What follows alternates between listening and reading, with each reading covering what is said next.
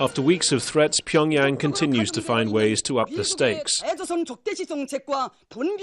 North Korea's latest blast came in a statement from the Chief of the Army's General Staff, informing the White House and Pentagon that the US nuclear threat would be smashed by a cutting-edge, smaller, lighter and diversified nuclear strike means.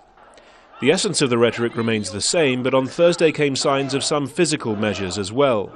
South Korea's defense minister confirmed reports that a missile with considerable range had been observed being moved to North Korea's east coast. It could not reach the US mainland, he said, and its deployment might be a drill or preparation for a missile test. We are closely monitoring North Korea. As I told you before, we haven't found any signs of all-out war, but we consider that its provocation is always possible, and we are ready for it. The United States is moving a mobile missile interceptor to protect its bases on the Pacific island of Guam, the Defense Secretary calling the danger real and clear. Some of the actions they've taken over the last few weeks present a real and clear danger and threat to the interests, certainly, of our allies. As significant as its military threats, Pyongyang, for the second time in a few days, warned it could shut down the joint industrial zone in Kaesong.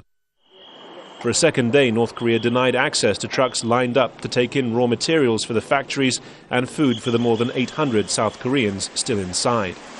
Well, we're seeing the second batch of vehicles coming south from Kaesong so far here on Thursday. This border remains open only to one-way traffic. The longer that remains the case, the more difficult operations in Kaesong become. With pressure on their businesses mounting, South Korean factory owners appealed for crossings to resume and appeared to suggest more, that North Korea wanted all South Korean workers out by next Wednesday. There are 5 days left before the 10th, the date when the North asked us to pull out. But now we cannot predict exactly what's going to happen. Almost as soon as the news broke, Seoul's Unification Ministry was quashing what would have signified a rapid deepening of the crisis, saying the businesses had instead been asked for a list of employees who wanted to leave, but admitting there'd been no government-to-government contact.